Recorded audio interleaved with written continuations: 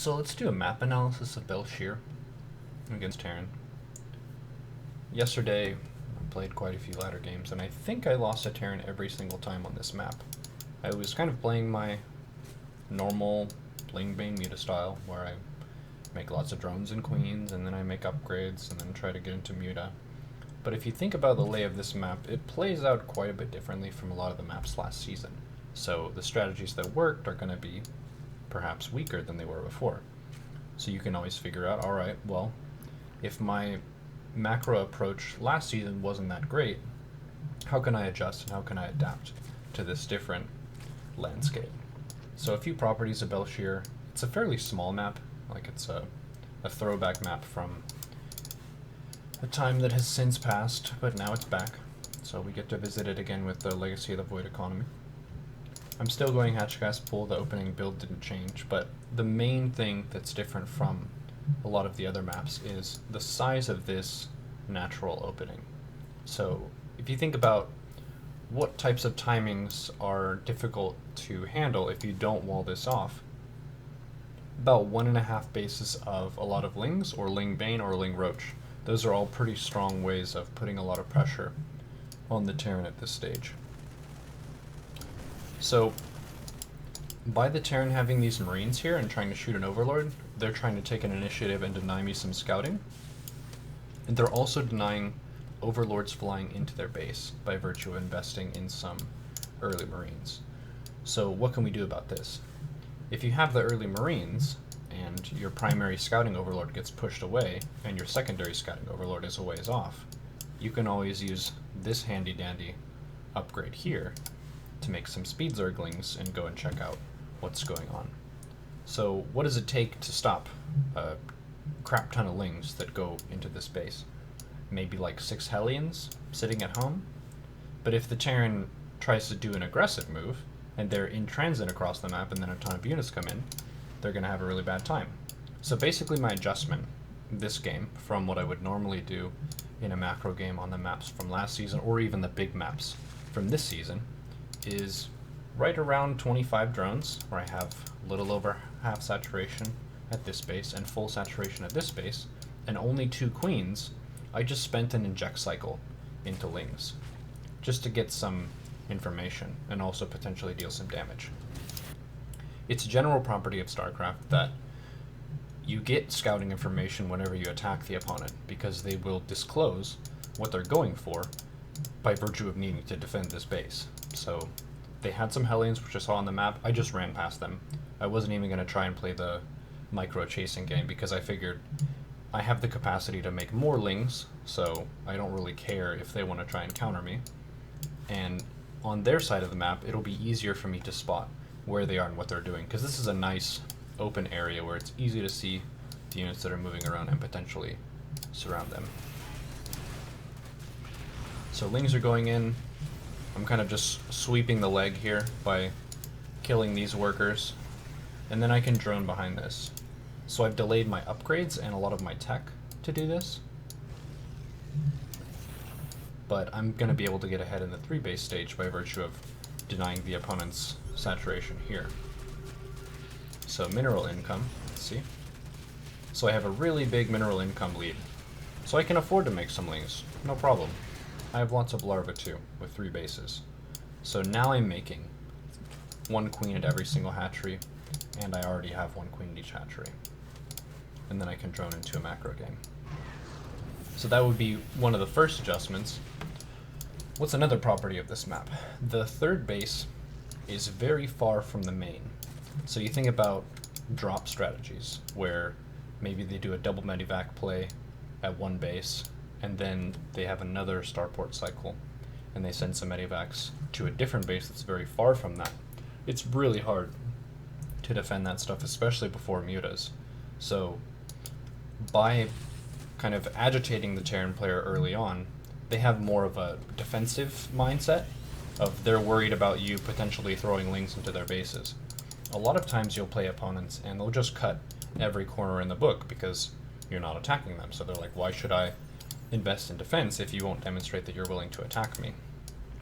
And figuring out how to keep the opponent honest with their defense depends on knowing when you can spare some production cycles into units. So I'm just making 1 spore per base around 5 minutes or so, a little bit after that. 5-minute spores against Terran are pretty good. That's right around the time that Liberator, Banshee, Widow Mind Drop, that type of stuff would start to become a big problem. So I have 50 workers to 28 at this point. It's not a game-winning position. I'm definitely ahead. But with mules, with mines, there are a lot of different ways that Terran can kind of claw their way back into the game. And it's really important to not underestimate the opponent and kind of take it easy and be like, oh, well, I swept the workers at the natural, so I won. I've played a lot of ZvTs where you kill almost all their workers and they just keep making workers. They get back up to that like 50, 60 worker count. They keep dropping mules and they stay in the game and end up winning. So instead of going for Lingbane Muta, I decided to go for Roach with an attack upgrade. Mainly this was so that I could continue to hit timings and continue to be the attacker. If I were to drone all my gases, then I would have a very, very big economy lead on this like 2 base economy Terran right now. And that would mean that I have to play the game of trying to chase drops all around the map. If you're playing a Roach Ravager based strategy, you get to keep things a little bit more linear, where you have the army, you're pushing, they have to deal with your army. So see, it's easy as that. The Terran's up to 43 workers and they just killed quite a few, 4 and 8 with these Banshees. And I had spores and queens at the bases, but still wasn't quite enough. So this attack here, I'm getting some more damage in, killing some workers. I do end up losing this army, but I create another one of those advantages, and it's kind of using a similar principle of this natural is a pretty decent place to stage an attack, because even at the Roach Ravager stage, you get to be up here at even ground, and you're attacking at even ground into the opponent. Sun Tzu said, do not ascend to attack, so if the wall was right here, I guess I can't point, if it was right here, or right here, or right here, it would be pretty bad to attack uphill with a ground army. But as it stands, I got to attack from this position into this base, which is pretty nice. That means I have vision of what's going on.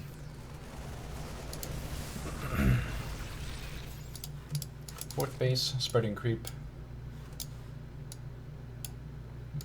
Just doing the macro things. I end up getting into Hive, so Infestation Pit. And I'll go into Ultra Ravager.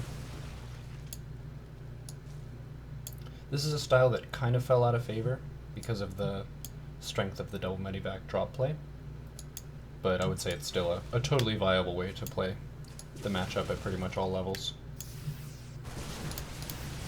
Some general properties if you're thinking about Roach Ravager versus Bio. The Ravager is the unit that increases the DPS of your army. The Roach is the tank. Roaches, compared to stimmed Bio, are incredibly low DPS. If you just have a pure Roach army and you're against Bio, it just won't kill any of the Bio, because the medivacs will heal the units that are getting hit, and the healing rate is pretty close to the damage of Roaches if you're on even upgrades.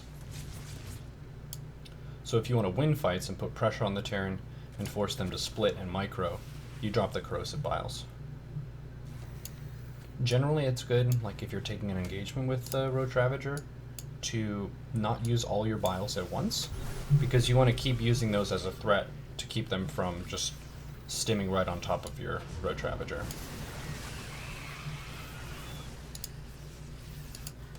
So Hive is on the way.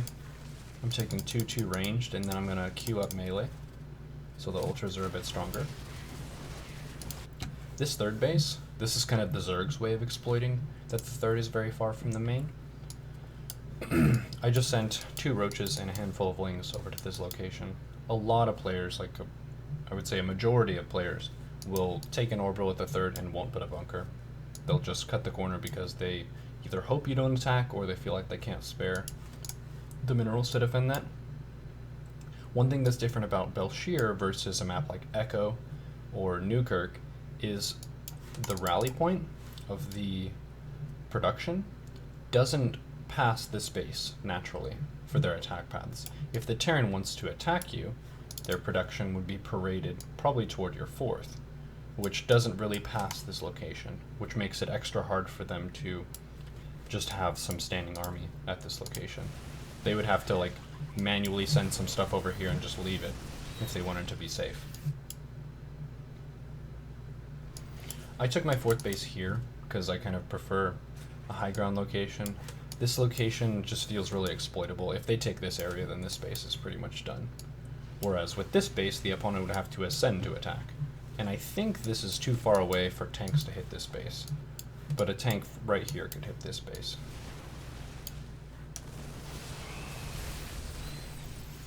Wheel hammer. This is a very important overlord right now. I would say this overlord should probably be here as well. And then this is the leapfrog of bases the Terran's going for. Main is being floated out to a 4th base location. So notice I'm putting out like 2 biles at a time, 2 to 3. Just to make sure the bio player has to move around. They can't just stand and shoot. I have lots of queens here with full energy. That's not the worst. Like, that will be translated into ultra HP later on. I had them on a hotkey, so it's fairly easy to pick them up when the ultra stage happens. Chitinous is on the way. I'm taking adrenal glands. I should have taken this earlier. Having infestors with my ultra army would have allowed me to just close the game. Right there, ideally I would have hold positioned my lings in the worker line.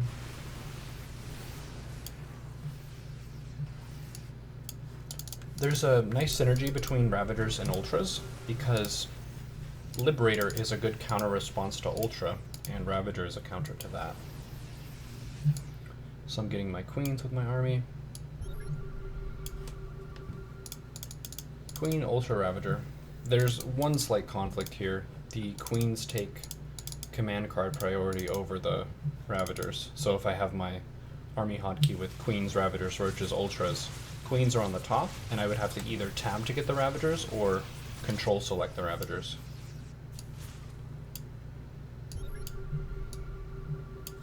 So right here, my decision to like move to the right and then attack up this area was mainly because I wanted to provide an unexpected angle of attack.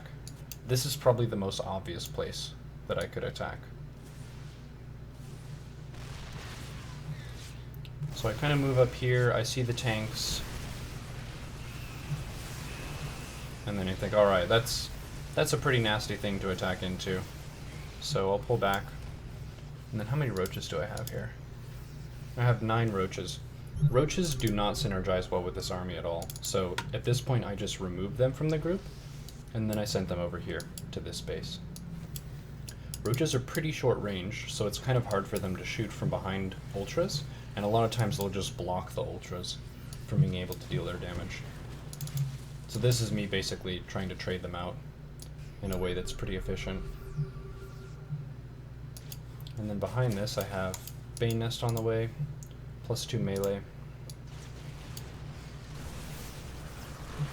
I think ideally here, I would have split off a couple Ultras on this path.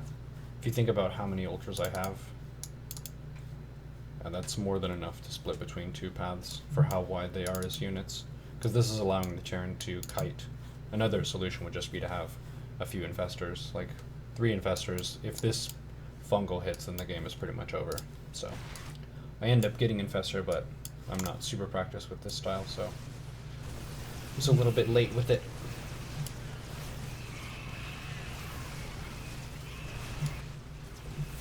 Biles on an orbital is really nice. Boom. The Ravager can kill a base, even though it's a ground unit. It takes 3 bile hits to kill the Liberator. One thing to note, options, I think it's in gameplay. There's a flyer helper somewhere. Yes, right there, show flyer helper. So flyer helpers are indicators that display the position of flying units on the terrain. So basically, it's a pole with a circle on the ground of where the air unit is. So you see here, let's zoom in. This medevac has a line drawn down to the ground here. So this circle on the ground is where you would put your biles. So I think there will be another Liberator that comes out. Yep, these two Liberators. And then you can see here, I put my Biles here, the circle. I'm not clicking this, because if I cast my Biles here, it would be on the ground right here, and I would miss. So the Flyer Helper is really important for landing your Biles on the air units, here and there.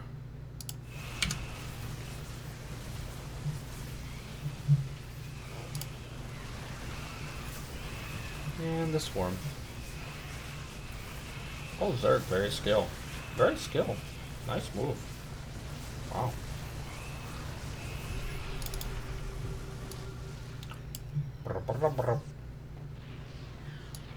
Boom.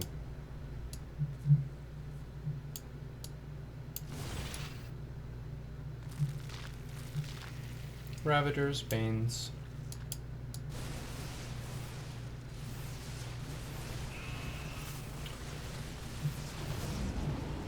Bing bong. And that's how easy it is. Infestors should be on the way. I should have made those like 10 minutes ago. Yeah. 7 Infestors and Bane speed. GG.